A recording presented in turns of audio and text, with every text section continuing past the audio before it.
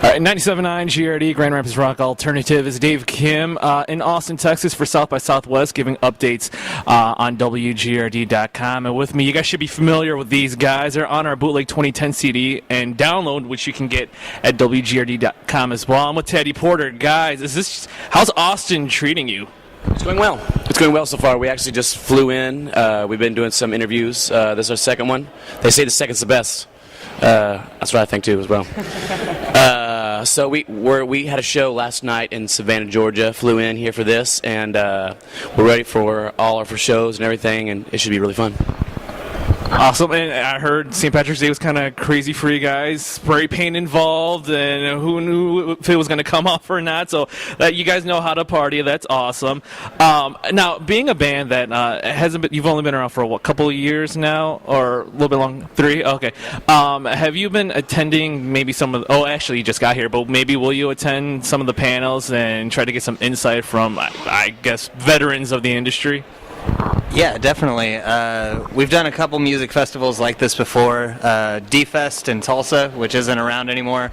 But we went to a ton of the panels when we were first starting out, and they definitely helped us out a lot. So we'll definitely check into a few of those and see what they have to say, because no matter what level you are in the music industry, if you go to these panels, it's going to show you something that you haven't thought of before. Now, and speaking of Oklahoma, you guys are Stillwater, am I correct? Right. How's the music scene there? Is it thriving? Are they supportive, or is it very competitive?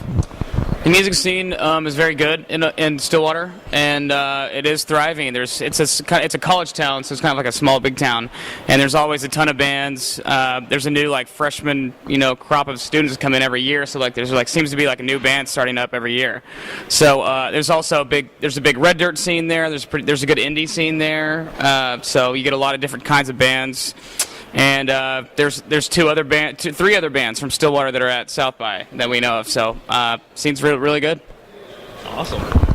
Now, going back to the music industry, you guys starting out, how have, obviously things are not the same like they were 15, 20 years ago. Have you been given a lot of, say, advice as to how to adjust to what the way the industry is?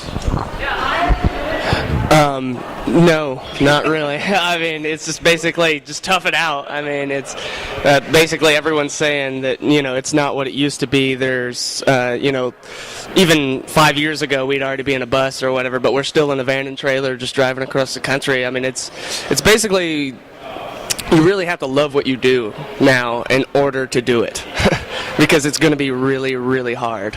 I mean, that's just the one thing I've really learned from it. I've been to a couple panels already, and punk veteran Martin Atkins, he had a panel talking. Oh, do you? Okay, yeah, okay. How to tour right, or I believe that's what tour smart. Yeah. It's okay now that you have personal experience with that book. Is it everything that he said it is? Because he was really pushing it.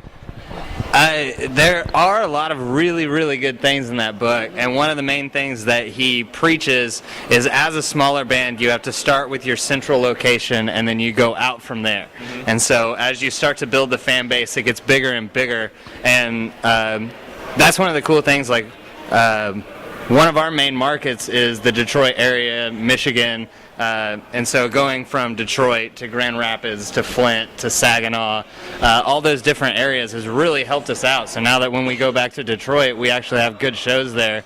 And so we learned a lot from that book, and just how to upkeep as a band on the road.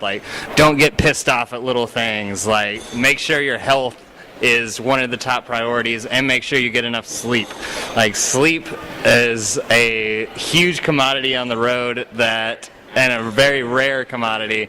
Touring with a band that's in a bus. We're still in a van. We've done some tours with bands that are in a bus, so it's easy for them because they have a bus driver. They just sleep, but we've got to make those drives every time. So, yeah, sleeping is definitely a hot commodity. I mean, at least you appreciate it more, and you're still doing that DIY approach. One of the other things that Atkins was stressing is that bands should always have a business strategy. Do you guys have some sort of a business strategy that's not on a napkin or something? I would say we have a business strategy. Whenever we first started, Yeah, we don't really know it, but the strategy is that whenever you see some money come in, and once you see some type of income, you don't spend it. We start to get money from our merch, and we start to see money from the shows, and you really have to hold on to it because you never know. Like my guys were saying, being in a van and trailer when you're driving through Arizona and both your tires blow, when you're going to have to spend money on that. Because if you're spending your money on hotels that are technically a luxury for us at this point, we consolidate where we're only getting one room with 2 beds and an air mattress to the point where you're pretty much just doing all you can to stay on the road and not have to go back for any type of maintenance or anything like that. So we're pretty much just looking out, keeping us on the road, and that is pretty much our business strategy. It's like the labels and everybody are hurting too, so you have to look out for yourself as a band to keep the money in because they may not fork over. It might be hard to get a new trailer or whatever it is. So it was funny. Duff McKagan had a panel about his financial responsibility, and he was saying that with the big bands, they don't talk about, hey, what blow did you just have, or something like that. It's like they're talking about, hey, did you hear about gas prices in the UK, or how are your merch sales and all this other stuff. So it's crazy how the landscape has just changed over the years. And so you guys, you had your debut major label album last year. How has that been doing? Because physical CDs not selling like they used to. Have you guys really concentrated on downloads instead and really pushing your merch at shows? The merch helps out a ton, and we usually sell more CDs at a show than we will in stores. But you kind of have to shift from the idea that people are going to go for a physical copy than they are going to go for a digital copy. And the way that you can reinforce that is through viral videos and keeping the fans updated. And used to it would be a horrible thing for your song to be in a commercial. And now you have to have your song in a commercial or you're not going to be able to survive out on the road. Because 2 weeks ago, we're driving back from Ohio, the brakes are going out, the windshield wipers don't work, the trailer door flies off. We ripped the nozzle off of a gas pump on accident. Didn't know that till 5 miles down the road. All these little things pop up that you don't think about, and you're like, well, crap, now I got to pay for that.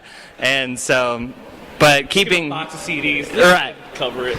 So you have to always be planning on how to keep the fans connected to you so that they feel like they need to go out and buy your album and not just download it.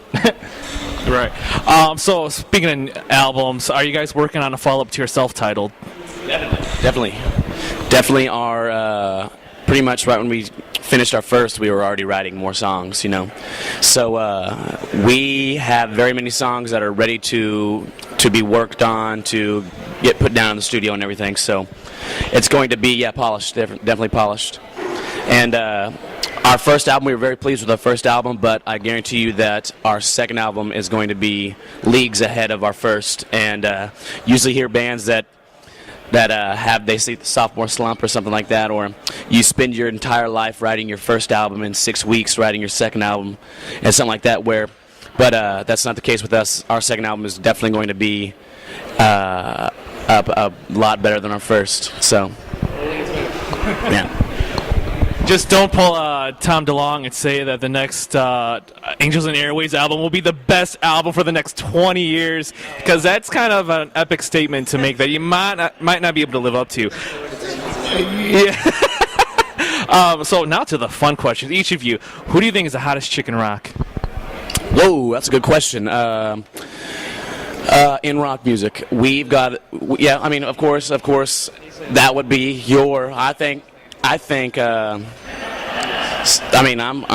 being a bass player, I thought you'd say, Sick Puppies, Emma. I thought you'd say Emma, but Emma does it for me. I love Lizzie, and I'm trying to think of some other. Grace Potter. Okay, yeah, definitely, but Emma right now. As I said, Emma's me. I'm gonna say Grace Potter.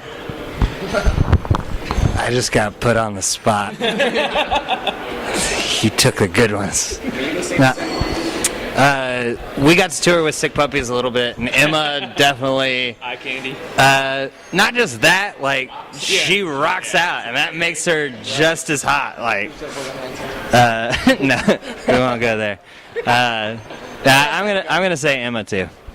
All right, then I'll have to say Lizzie Hale from Hailstorm. I mean, she is just number one. The pipes on that chick. I've seen her live a few times. And I couldn't believe it. It's just like she plays guitar like crazy, sings. I mean, just right from her gut. It's just awesome. And she's hot. It's a good little perk. Yes, absolutely. And the fact that going back to Lizzie, she's so down to earth, and I see her respond to everyone's tweets, all these fans. And then speaking of like Twitter and Facebook, how often are you guys on social networking sites connecting with fans? Daily, all the time. We daily. I personally am on it all the time. Doug's on all the time. I guess we're all on it all the time. I have an iPhone, so I do while we're on tour and everything, and we get all our tweets and stuff. We'll respond to them pretty fast. And Facebook is a big thing for us. So we like to we'll post videos on Facebook and stuff all the time, and we'll do like some cover songs when we're at home, just kind of messing around. Like we did a cover of CeeLo's "FU" and put it up on our Facebook, and it did pretty well. And then we're just having a good time and stuff. So every single day we're always on it. So if you or if anybody has a question or anything, we're very prompt. We're very prompt. We'll do stupid questions too, like funny, like name your funny porn titles. How many responses did we get to that? Like 250 responses within like an hour. But yeah, we got some really good ones. Porn will do that. Yeah, the Loin King. Oh no. We'll leave it at that. We'll leave it at that. Now you guys are just four dudes on the road traveling for years. To pass the time, there has to be pranks you guys go on each other. I mean, someone has to wake up with balls written on their forehead in Sharpie or something like that. Well, I mean, Maybe not so far, but yeah, there's not too many like major pranks like anything like that. Just because we don't want to piss each other off and then just fight for the rest of the day. yeah. But no, there will be times, when it's just like somebody will be sitting up in the van and we'll just constantly like throw stuff at them and hit them in the back of the head and just kind of mess around. Joe and I were slightly inebriated in Johnsonville, Tennessee, and Andy was staying on the second floor of the hotel, and we backed the van up to his window because he had his window open, and so we're on top of the van with silly string, and so like we jumped through the window and silly string him, and he just kind of sat there, and so I was like, "You're not surprised?" And he's like, "You were making the beeping noises in the parking lot while you were backing up the van, and you were screaming your plans." So we try.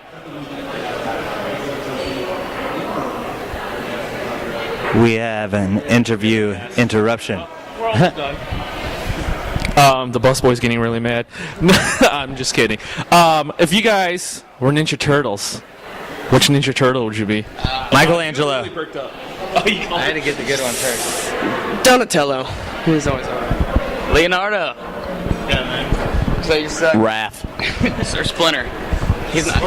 Or April O'Neil. You can be April O'Neil. Casey Jones. Yeah, Casey Jones. Just wear a hockey mask and beat the crap out of people. I want to be a ninja. Nice. Well, guys, thank you for taking the time. Taddy Porter playing at the Hilton tomorrow, right? Saturday night on the 18th floor, which sounds kind of weird. It's like you're playing a wedding or something. But hey, if you play a very profanity-laced version of Total Eclipse of the Heart, though, I mean, that's badass. That's awesome. Also, Taddy Porter playing. They're coming back to West Michigan. They're playing at Tulipalooza May 12th with Rev Theory and another bootleg artist, Shadow Status. Tickets are available at tuliptime.com, which I know sounds so rock and roll. I'm sure some kid going to your show, hey, where can I buy your Tulipalooza tickets? Tulip Time. Just you'll see a bunch of flowers. So, guys, thank you again. It's Dave Kim with Grand Rapids Rock Alternative 97.9 GRD.